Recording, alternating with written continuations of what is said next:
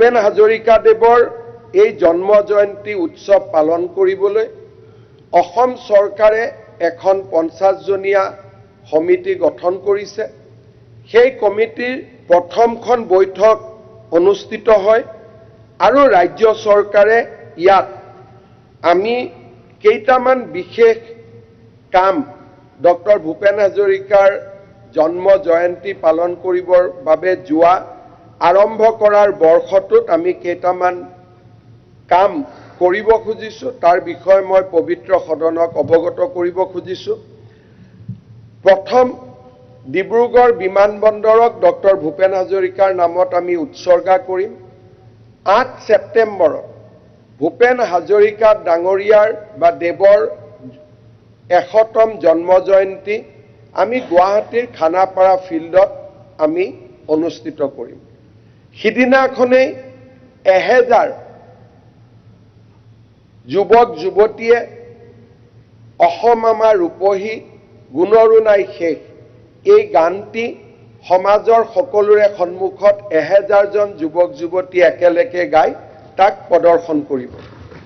ইয়াৰ পৰৱৰ্তী পৰ্যায়ত ভূপেন হাজৰিকাৰ কৰ্মভূমি অৰুণাচল প্ৰদেশ তেওঁৰ জন্মভূমি বা তেওঁৰ শৈশৱত তাতে তেওঁ আছিলে আৰু পৰৱৰ্তী সময়ত পশ্চিমবংগ এই দুইটা স্থানতে আমি দুখন তেখেতৰ স্মৃতিচাৰণ সভা আমি অনুষ্ঠিত কৰিব খুজিছো।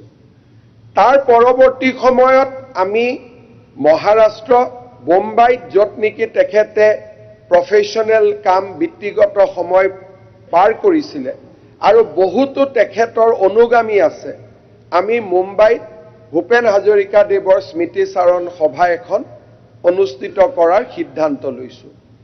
আৰু 2026 চনৰ 8 ছেপ্টেম্বৰৰ দিনা যেতিয়া এই জন্ম জয়ন্তী পালন এটা বছৰ সম্পূৰ্ণ কৰিব, আমি নতুন দিল্লীৰ ভাৰত মণ্ডপমত সমগ্ৰ অসমীয়া মানুহে লগ লাগি ভূপেন হাজৰিকা জন্ম জয়ন্তীৰ সামৰণি অনুষ্ঠান পালন কৰাৰ সিদ্ধান্ত লৈছো। এই সময়ছোৱাৰ ভিতৰতে বানাৰস হিন্দু বিশ্ববিদ্যালয় যাৰ লগত ভূপেন হাজৰিকা প্ৰত্যক্ষভাৱে জড়িত আছিল, তেখেতৰ নামত আমি এখন চেয়াৰ বিশেষকৈ ফক যি সং আৰু ফক কালচাৰৰ ওপৰত গৱেষণা কৰাৰ বাবে আমি এখন চেয়াৰ কৰিবৰ বাবেও আমি সিদ্ধান্ত গ্ৰহণ কৰিছো। ভূপেন হাজৰিকাদেৱৰ নামত ইতিমধ্যে পোষ্টেল ষ্টাম্প নিৰ্মাণ কৰা হৈছে, পোষ্টেল ষ্টাম্প তেখেতৰ নামত আছে, কিন্তু আমি এই সময়ছোৱাত ভূপেন হাজৰিকাৰ নামত এটা মুদ্ৰা কইন্স ৰিজাৰ্ভ বেংক অফ ইণ্ডিয়াৰ দ্বাৰা এটা কইন্স আমি নিৰ্মাণ কৰিব খুজিছো। ডক্টৰ ভূপেন হাজৰিকাদেৱৰ জন্ম জয়ন্তীৰ এই সময়ছোৱাতে ভূপেন হাজৰিকাৰ নামত উৎসৰ্গা কৰি তেখেতৰ এখন আমি পুস্তিকা উলিয়াইছো। বায়োগ্ৰাফি ঠিক নহ'ব, কিন্তু তেখেতৰ জীৱনৰ আটাইকেইটা দিশক সামৰি আমি প্ৰসিদ্ধ লেখিকা অনুৰাধা শৰ্মা পূজাৰী বাইদেউক এখন পুথি লিখিবলৈ অনুৰোধ কৰিছিলো। তেখেতে আমাক পুথিখন লিখি দিছে। বৰ্তমান আমি পুথিখন আন সকলৰ দ্বাৰা এবাৰ পুনৰীক্ষণ কৰাইছো যাতে কোনো ভুল তথ্য বা ভুল কথা যাব নোৱাৰে। যদিও আমাৰ বিশ্বাস আছে যে বাইদেউৰ লিখনিত তেনেকুৱা কথা নাথাকে, তথাপিতো আমি এবাৰ পুনৰীক্ষণ কৰিব দিছো টু বি ডাবলি চিয়ৰ। আৰু তাৰ পিছত এই পুথিখন আমি 23টা ভাৰতীয় ভাষালৈ আমি ৰূপান্তৰ কৰিম।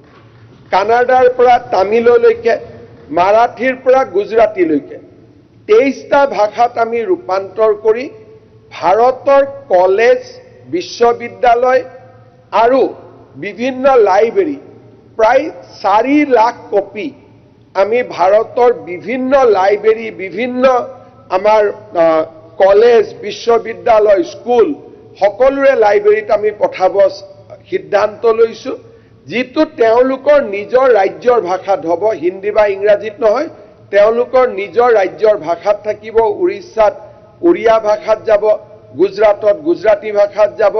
সেই ধৰণে আমি আন এক প্ৰস্তুতি লৈছো। আনহাতে অসমৰ নৱ প্ৰজন্মৰ মাজত ভূপেন হাজৰিকা যাতে জীয়াই থাকে তাৰ বাবে আমি এই পুথিখনেই আমি সিদ্ধান্ত লৈছো যে 10ৰ পৰা 12 লাখ এই পুথিখনৰ প্ৰতিলিপি আমি অসমৰ মানুহৰ ঘৰলৈ পঠাবৰ কাৰণে চেষ্টা কৰিম যাতে প্ৰতিটো পৰিয়ালৰ ঘৰত ডক্টৰ ভূপেন হাজৰিকাৰ পুথি এখন থাকে।